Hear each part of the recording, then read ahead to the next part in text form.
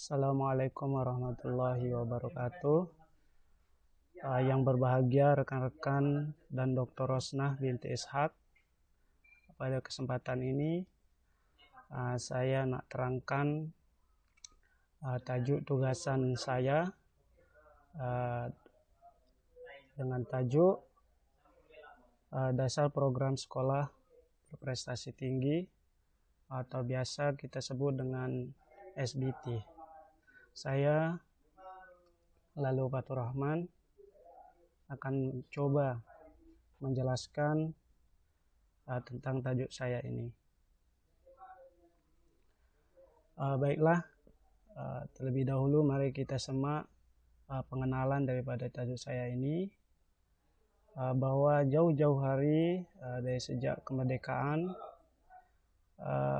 kerajaan Malaysia berinisiatif untuk bagaimana memajukan, membawa inovasi baru kepada kemajuan negara. Pada 27 Julai 2009, yang amat berbahagia Perdana Menteri Datuk Seri Muhammad Najib Tun Razak telah mengumumkan National Key Result Area atau kita sebut NKA, yaitu 6 bidang keberhasilan utama nasional di mana beliau telah menggariskan pendekatan bagi menjelmakan sebuah kerajaan yang mengutamakan pencapaian yang berkapasikan kepentingan rakyat. Selari dengan Kementerian Pelajaran Malaysia atau KPM turut juga terlibat dalam memajukan negara dari aspek pendidikan yang berkualiti dan berkemampuan. 4 sub NKA pendidikan yang diberikan tumpuan yaitu prasekolah, literasi dan numerasi atau LINUS, sekolah berprestasi tinggi, dan tawaran baru kepada pengetua dan guru besar. Namun pada kesempatan ini kita hanya fokus kepada sekolah berprestasi tinggi, yaitu poin ketiga. Sasaran utama Kementerian Pendidikan Malaysia atau KPM adalah untuk meletakkan semua sekolah berprestasi tinggi atau SBT ini sebagai penanda aras dan menjadi contoh teladan kepada semua sekolah di negara ini. Selanjutnya mari kita simak definisi daripada sekolah berprestasi tinggi ini ialah ditakribkan sebagai sekolah yang mempunyai etos, watak, identiti sendiri dan unik, serta menyerlah dalam semua aspek pendidikan. Sekolah ini mempunyai tradisi budaya kerja yang sangat tinggi dan cemerlang dengan modal insan nasional yang berkembang secara holistik dan berterusan, serta mampu berdaya saing di persada antar bangsa dan menjadi sekolah pilihan masyarakat. Selanjutnya mari kita simak juga pernyataan dasar daripada sekolah berprestasi tinggi ini. Yang pertama yaitu memastikan sekolah berprestasi tinggi mempunyai watak, identiti tersendiri dan unik, serta menyerlah dalam semua aspek pendidikan. Memastikan SBT mempunyai tradisi budaya kerja yang sangat tinggi, cemerlang, dan mampu berdaya saing di persada antar bangsa. Kemudian yang ketiga, SBT mempunyai otonomi dalam aspek pengurusan kurikulum, pengurusan keuangan, pengurusan sumber manusia, dan pemilihan murid. Melihat dari ini, SBT ini memiliki hak tersendiri, otonomi tersendiri untuk mengurus kurikulum mereka sendiri, kemudian keuangan mereka, pengurusan sumber manusia, dan bagaimana mereka memilih murid yang akan belajar pada sekolah berprestasi tinggi ini. Selanjutnya, rasional. Yang pertama, mengangkat kualiti sekolah terbaik. Maksudnya ialah mengangkat kualiti pencapaian sekolah melalui peningkatan tahap otonomi, membolehkan sekolah melaksanakan inovasi dalam pendidikan. Contohnya sekolah SBT ini memiliki pengurusan organisasi, pengurusan instruksional, pengurusan kurikulum, pengurusan keuangan, dan pengurusan sumber manusia. Yang kedua ialah menghasilkan murid yang cemerlang. Menghasilkan murid yang cemerlang atau berkaliber atau yang berkualiti baik di negara maupun antar bangsa, dapat melanjutkan pelajaran di institusi pendidikan terbaik di dunia. Seterusnya menjadi personality unggul, menjadi personal yang unggul dalam semua bidang yang digeluti atau yang dipelajari. Kemudian yang ketiga ialah merapatkan jurang antara sekolah-sekolah dalam sistem. Maksudnya ialah menjadi inspirasi, menjadi panduan, menjadi rujukan bagi sekolah-sekolah untuk membangunkan kecemerlangan ke tahap yang lebih tinggi melalui pendana aras, bimbingan jaringan dengan sekolah yang lain.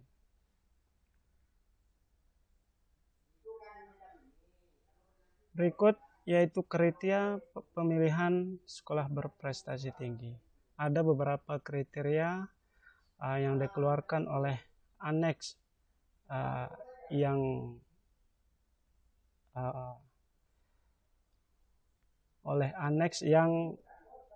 sebagai rujukan untuk mengajukan diri menjadi sekolah berprestasi tinggi. Yang pertama sekali yaitu pencapaian akademik. Sekolah yang ingin mengajukan diri menjadi sekolah berprestasi tinggi mesti pencapaian akademik sekolah tersebut harus cemerlang. Kemudian skor purata berasaskan pada 70% grade purata sekolah atau GPS dan 30% standar quality pendidikan Malaysia. Yang kedua yaitu personality unggul. Rekod pembangunan kejayaan individu yang berpengaruh. Kemudian bagi sekolah yang baru memberikan inspirasi jelas untuk memupuk pemimpin. Kemudian yang ketiga, anugerah kebangsaan dan antar bangsa. Penyertaan dan penyampaian dalam pertandingan peringkat kebangsaan dan antar bangsa. Jadi bila banyak pertandingan, banyak peringkat yang diikuti oleh sekolah tersebut, banyak anugerah yang mereka dapatkan, baik di dalam negara Malaysia sendiri atau antar bangsa, maka boleh mengajukan diri untuk menjadi sekolah berprestasi tinggi. Kemudian yang keempat yaitu jalinan dengan institusi pengajian tinggi. Maksudnya ialah jalinan dengan universiti dalam program kajian tindakan bersama, perkongsian, kemudahan, dan prasarana. Maksudnya ialah di satu sekolah memiliki kerjasama dengan universiti untuk menjalankan suatu program. Contohnya sekolah bekerjasama dengan kampus dalam bidang penelitian. Mereka akan bekerja sama di dalam satu makmal untuk menyelesaikan kajian. Dan banyak juga kerjasama yang lain yang boleh dilakukan oleh sekolah dengan university. Selanjutnya yang kelima yaitu jaringan kukuh. Maksudnya ialah jaringan kukuh dengan sekolah tempatan dan luar negara. Contohnya ada program pertukaran staf dan pelajar. Kemudian juga kerjasama dengan community, organisasi awam, dan swasta. Mari kita tengok proses pemilihan untuk menjadi sekolah berprestasi tinggi.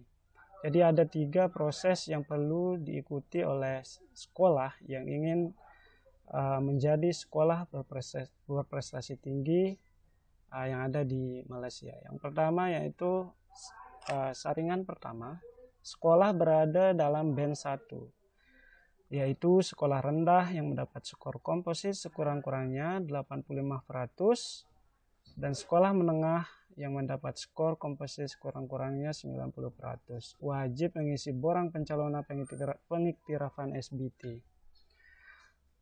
Skor komposit merupakan 70% grade purata sekolah atau GPS dan 30%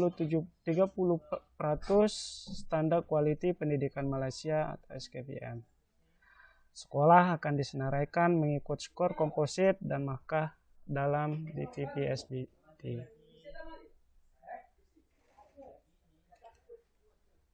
Saringan kedua, KPM akan memilih sekolah yang layak daripada band 1 untuk dinilai dan diverifikasi dengan instrumen SKPM dan aneks SBT oleh Jamaah Nazir dan Jaminan Quality atau JNJK. Aneks SBT akan menilai 5 ciri kecemerlangan dan keunggulan sekolah.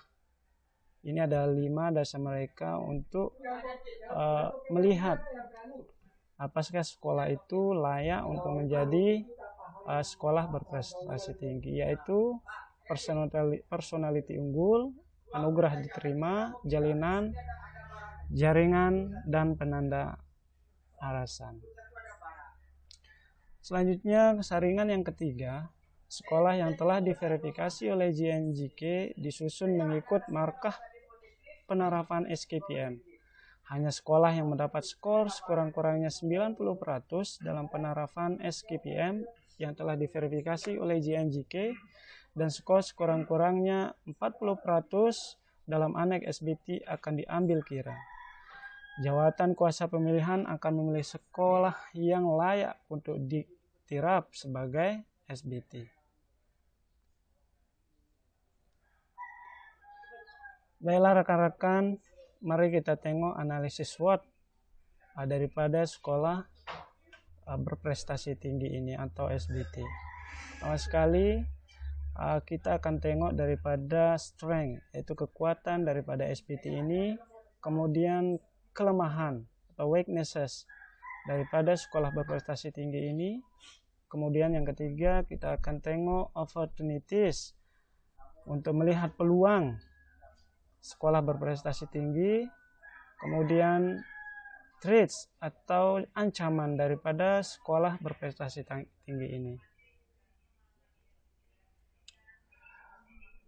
Pertama sekali kita akan tengok daripada kekuatan. Ada 4 kekuatan yang boleh saya beri pandangan kepada rekan-rekan semua. Pertama yaitu budaya berdaya saing dan kecemerlangan. Jadi sekolah ini selalu mengedepankan berdaya saing, baik di aspek quality, manajemen pendidikan mereka, kemudian quality daripada guru-guru, staf, dan kecemerlangan daripada pelajar atau quality daripada pelajar itu sendiri. Selanjutnya yaitu quality sekolah terbaik.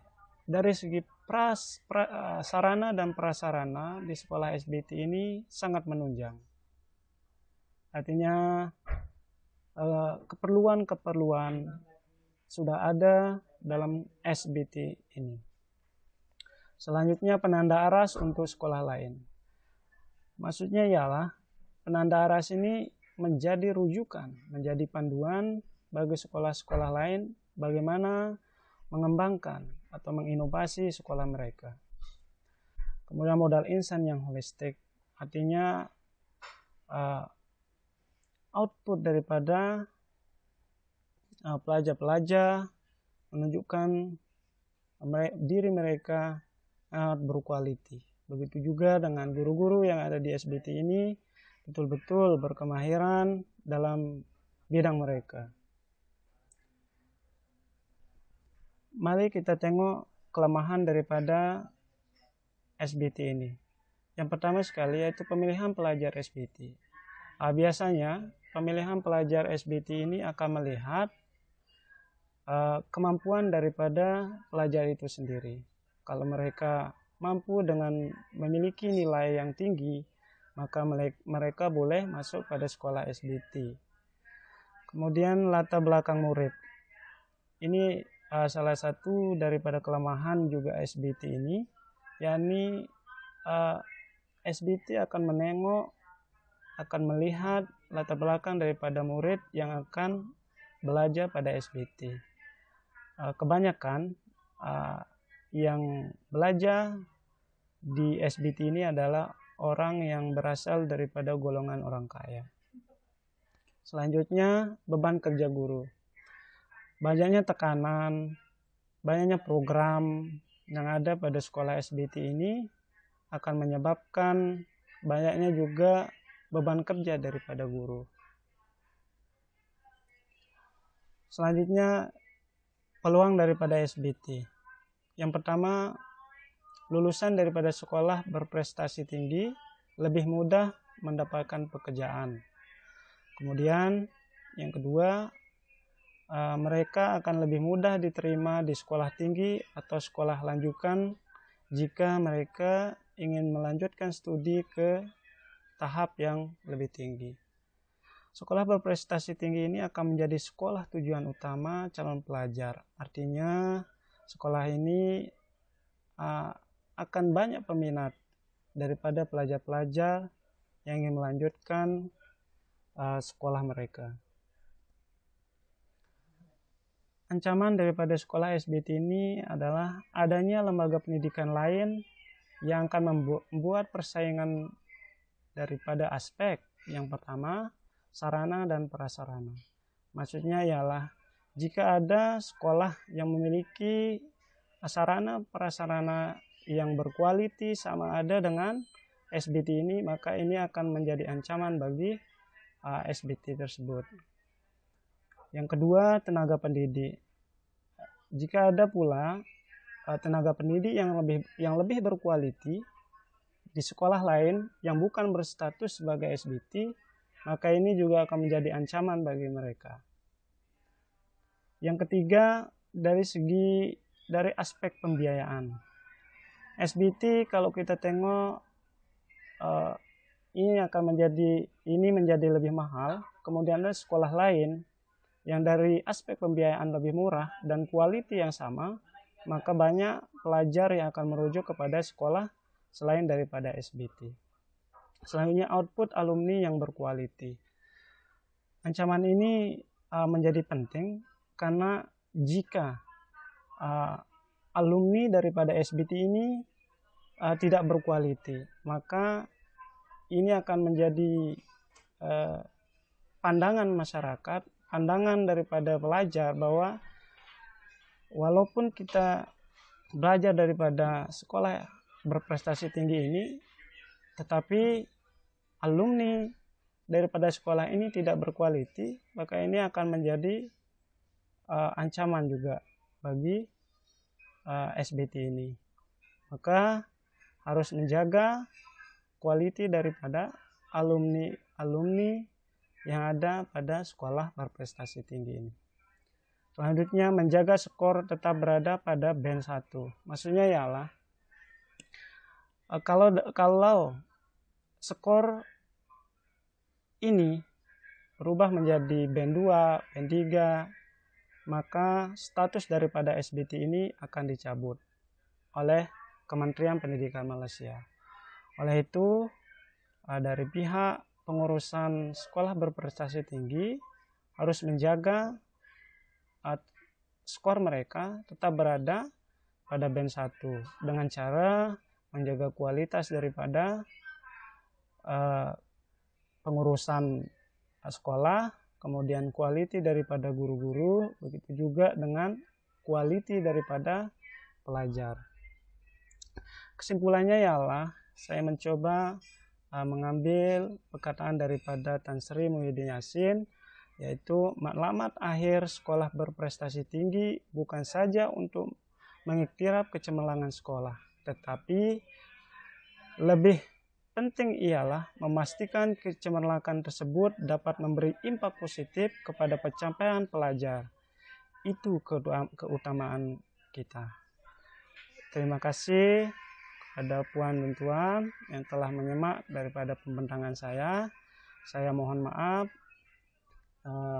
bila ada kesalahan, sebab saya juga baru mengenal daripada sekolah berprestasi tinggi ini yang ada di Malaysia. Di Indonesia pun ada, disebut dengan sekolah favorit, yang dimana sekolah favorit ini juga menjadi inspirasi bagi pelajar-pelajar yang lain dan menjadi rujukan bagi sekolah-sekolah yang lain pula.